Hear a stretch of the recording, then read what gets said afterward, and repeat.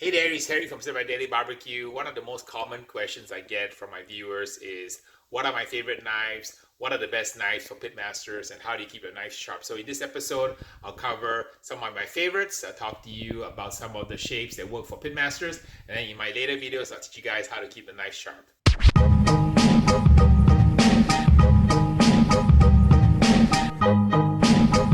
I like knives, and over the years I've collected quite a few knives, and I currently have probably about 20 knives of varying manufacture and shapes and sizes, and these are the ones that kind of have lasted the test of time. We talk you through some of the common ones that I use the most.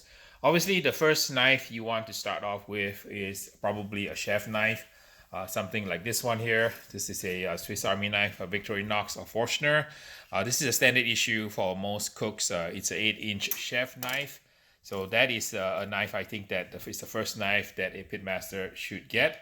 The knife that you use a lot when you cut meat is one of these knives called a boning knife.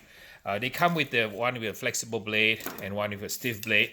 So I always tell people get one of each, one with a stiff blade and one with a flexible blade, because sometimes in certain situations the stiff blade works a lot better. And the third knife that I would recommend for pitmasters to use is this one here. This is a Grafton Edge slicer.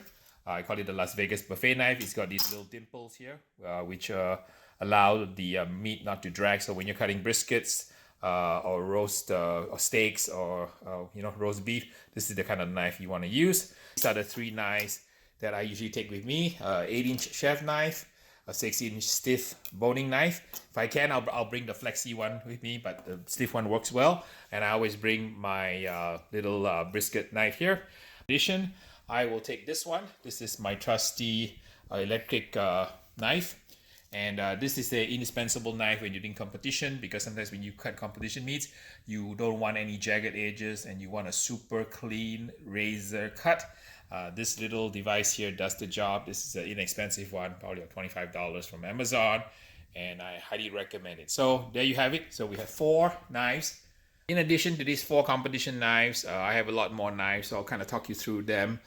These knives here are what I call TV knives. So when you go on TV and you want to do something called the hero shot, where the producer wants you to look menacing, you kind of grab one of these things and you kind of do this in front of the camera.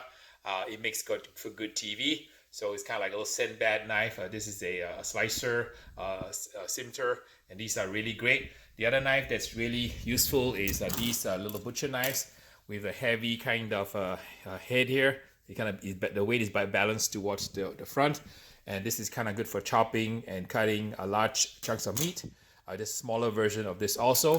This particular one is good for slicing large primal cuts. Moving over here to the chef knife area, I've got quite a few chef knives.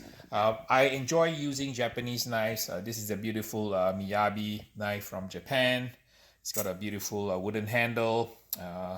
If you have a wooden handle like this, it's usually not suitable for catering or food service, because for food service, you need to have something like what we call a Fibrox handle. These are NSF certified. There's no way to get any kind of residue or bacteria in it. So these are certified for the commercial kitchen. Something like this with a wood handle, probably not, but these are beautiful knives to be used at home. This is one of the Sg2 Steel Knives, and it's got a beautiful Damascus edge here. You can see there's many dozens of layers of steel folded in, and then the edge is really thin and very sharp. And this one is about, I would say, probably around $200 to $250. Very nice knife, beautiful balance, and one of my favorite chef's knives. Here's another version from Shun, also another kind of a Damascus knife with kind of a finish here, multiple layers of steel. And he recommended these Kuma knives. These are about $20 knives, very sharp.